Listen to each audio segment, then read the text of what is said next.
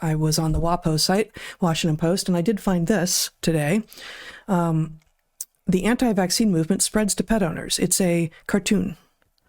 So I will describe it for those who can't see it. The illustrator is Edith Pritchett. Alternative treatments for anti-vax pet owners. Homeopathy, crystal light therapy mats, and tinfoil hats. So that's really cute, isn't it? That's very funny. Yeah. She can fuck right off. Yeah. So, and the comments are what you would expect. I'm not gonna go through them, but the Washington Post readership, who appreciates a comic that thinks it's insane that some people have begun to question giving their animals almost all of their shots every single year of their life, when there's literally no vaccine other than the flu vaccine, which is insane, that anyone is suggesting like that for humans. So what could possibly explain the periodicity on pet vaccinations, put aside for the moment whether or not you think any of them are good for your animals, but the regularity with which those things get given, which really just gets pet owners into the vet once a year, and that's several $100 right there, because you have to do the exam and you have to do this, and if your animal's healthy, just like if you're healthy, you shouldn't need to be going into the doctor or the vet, depending on what species you are, with regularity. You just shouldn't need it. So, tinfoil hats is clearly what is happening behind the scenes of any human being who is questioning vaccines for their pets. Yeah, that's what I find on WAPO instead of any treatment of the ostrich farm executions. It's complete madness. And, anybody who's had pets 30 years ago knows that they're facing, as we've talked about multiple times here, animals becoming allergic to meat. Yes. Really, you got to, you got to go find unique meat because the animal got allergic. I wonder what that might have to do with the adjuvants in those. Well, domestic cats in the wild get allergies all the time. Yeah. That doesn't happen. No. It doesn't happen. Anecdotally, but I mean, these data should be collectible. But anecdotally, from a lot of animals that we have had and that we know of people, and we know people who have had animals throughout these last many decades, our animals don't live as long as they used to. Yeah.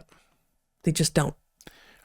They don't. And I'll tell you, vets and pharma have become partners in this racket. The idea that you need to bring your animal in to protect your animal from all of those circulating diseases is generating a tremendous amount of revenue, and there is cryptically a immunity from liability here, because the ability to recover on a animal that was killed by a defective vaccine is limited to the value of the animal, which is what it costs to buy one, which is nothing. It's not worth fighting in court. So, the incentive for these monstrous people to get formulations that are tolerably safe is effectively not there. That's right.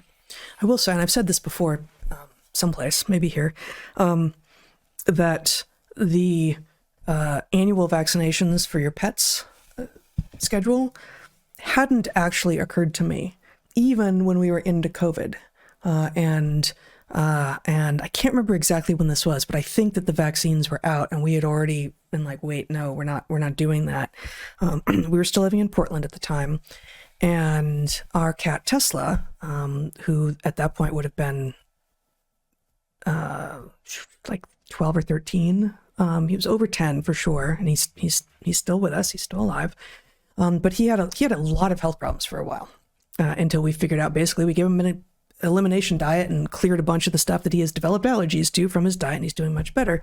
But we hadn't figured that out yet. And I found, because I was sick of the allopathic vets, I found someone who called himself a holistic vet in Portland, Oregon. And this was in the days when you couldn't go into places. Remember those days? Yes, it lasted a lot longer in Portland than anywhere else. And it wasn't because the vet wanted it that way. It was because this was required because people are stupid.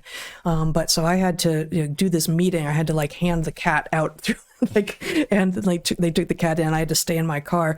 But at the end of it, the vet came out and talked to me. And and did not insist that I keep my mask on. And I put a mask on in the car, and he didn't have his mask on, and he was kind of leaning in the window talking to me about maybe an elimination diet, maybe it's this. I certainly don't recommend any drugs because that's not the kind of vet I am. And I said, well, you seem great. You're able to talk to me scientifically and clearly, and maybe I should bring him back at some point because he's gonna, maybe we should switch to you. He's gonna be up for his annual vaccinations along with our other guys. And the guy says to me, "You sure you want to do that?" Like, what do you mean? What are you talking about? Of course, vaccinations for the animals. He said, well, think about whether or not the vaccinations that you think do you any good, if they're doing you so much good, would you be getting them once a year? Right. I said, well, certainly not. No, certainly not.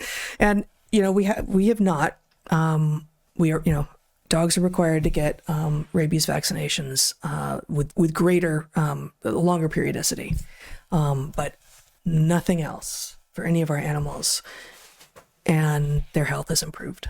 Yeah, I mean, effectively, it is vaccine superstition that has been seeded by the people who stand to gain by selling us these things.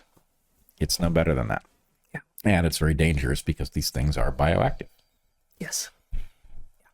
Exactly. So this is a debacle and a tragedy, and they shouldn't have done it. And we should remember that they did, and what we think it means about what might be coming. Yep, 100%.